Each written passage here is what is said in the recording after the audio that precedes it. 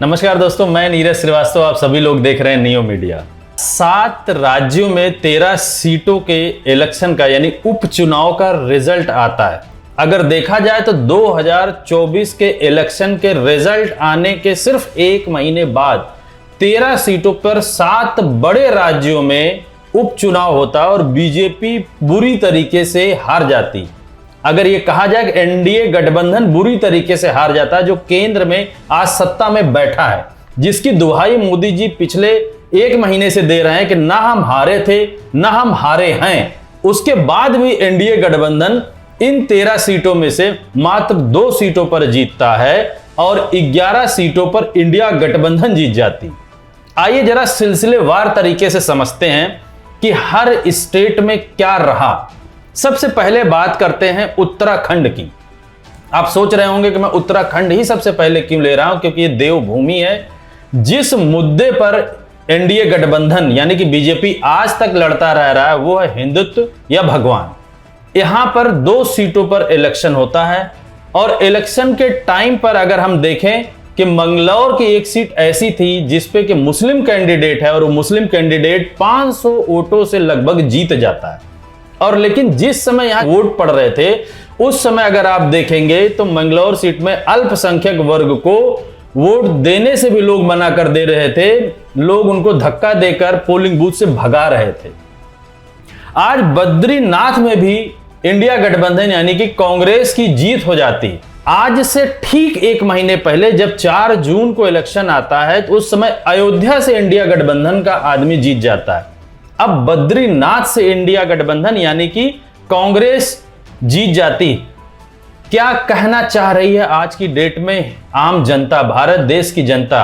क्या कहना चाह रहा है पूरा हिंदू समाज? क्या सिरे से बीजेपी को नकार दिया गया है? क्या सिरे से आरएसएस और बीजेपी ने जो एजेंडा पिछले 10 सालों से चलाया है उसमें बीजेपी को मुंह की खानी पड़ी? ठीक इसी क्रम में हम चलते हैं पश्चिम बंगाल। पश्चिम बंगाल में 4 सीटें हैं, चारों सीट टीएमसी जीतती। ये वही बंगाल है जहां पर बीजेपी ये बोल रही थी कि हम 30 सीटों से ज्यादा केंद्र में जीतेंगे। ये वही बंगाल है जिसपे बीजेपी ने या कह लीजिए मुख्य धारा के मीडिया ने बड़े बड़े लोगों का इंटरव्यू लेकर ये बोला कि 30 सीटों से ज्यादा बीजेपी केंद्र में यानी कि एमपी वाले इलेक्शन में बीजेपी के सांसद 30 सीटों से ज्यादा जीतेंगे।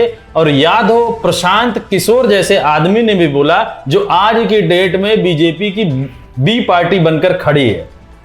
लेकिन वही टीएमसी लगभग 30 सीट जीतती है 1 महीना पहले और उपचुनाव होते हैं 4 सीटों पर, चारों सीटों पर बम्पर वोटों से जीतती। जो बीजेपी ये बोलती रह रही थी कि नहीं हम लगभग 30-40 हजार वोटों से कई सीटों पर जीत रहे हैं, आज वही बीजेपी 30-40 हजार वोटों से कई जगह हार रही है। ठीक हिमाचल प्रदेश में जिस जगह 5 की 5 सीटें बीजेपी को अभी केंद्र में 1 महीना पहले मिलती है और बीजेपी हिमाचल प्रदेश के इंडिया गठबंधन यानी कि कांग्रेस सरकार को गिराने की 2 महीना 3 महीना पहले पूरी कोशिश करती, भरपूर कोशिश करती है, वहीं 3 सीटों में 2 सीटें कांग्रेस जीत जाती है और 1 सीट पर बीजेपी जीतती। आज पूरा भारत देश इंडिया गठबंधन को ही क्यों चाह रहा है, यहीं से समझ में आता है। कुछ दिन पहले हमने एक वीडियो बनाया था कि राहुल गांधी जी की लोकप्रियता मोदी जी की लोकप्रियता से कई गुना ज्यादा हो गई। उस समय भी मैंने आपको यही बात बताई थी कि सिर्फ उत्तर प्रदेश में नहीं,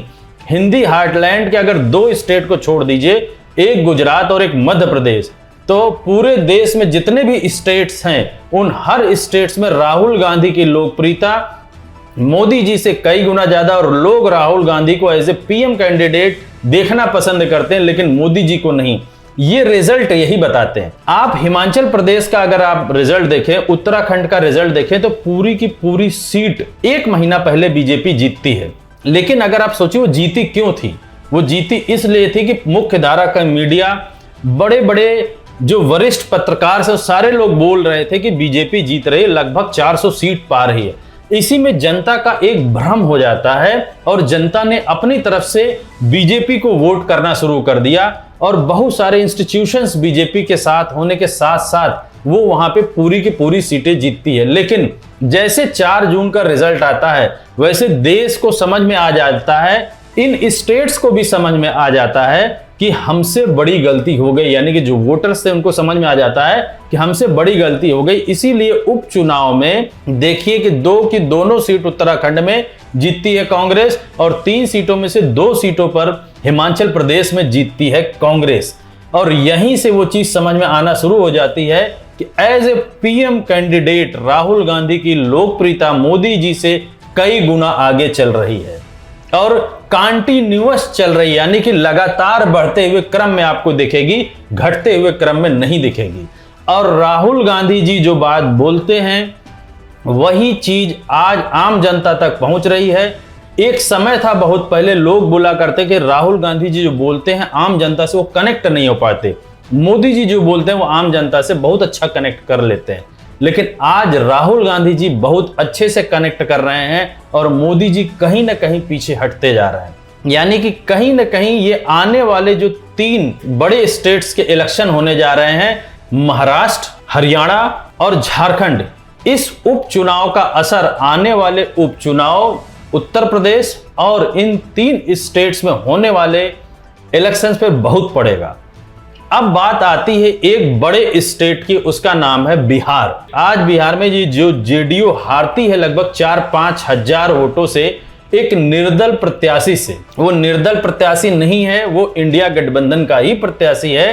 अंदर खाने कहीं ना कहीं वो इंडिया गठबंधन ने उनको सपोर्ट किया है। याद कीजिए पप्पू यादव, आरजेडी वहां से लड़ी थी लेकिन पप्पू यादव को राहुल गांधी ने पीछे से सपोर्ट किया था, यानी कांग्रेस ने सपोर्ट किया था और पप्पू यादव वहां से जीत कर आते हैं। ये इनकी सोची समझी रणनीति थी यहां कि आरजेडी के भी कैंडिडेट को उतारा गया और निर्दल को भी उतारा गया और निर्दल और आरजेडी को पूरा सपोर्ट किया गया और वही जेडीयू का वोट काट करके आज निर्दल कैंडिडेट इस बाई इलेक्शन में जीत जाता है। यहीं से ये समझ में आता कि बिहार में भी आने वाले समय में नीतीश कुमार का खेला होने जा रहा है। यहीं से हमें यह समझ में आना शुरू हो जाता है कि जो पूरे डिजिटल मीडिया में बात चल रही है कि लगभग 4 से 5 महीने बाद सरकार गिर जाएगी, यह उपचुनाव यह संदेश दे रहा है हमारे देश को कि आने वाले 5 से 6 महीने बाद, यानी कि अगर हम बहुत ज्यादा से ज्यादा चले जाएं तो मार्च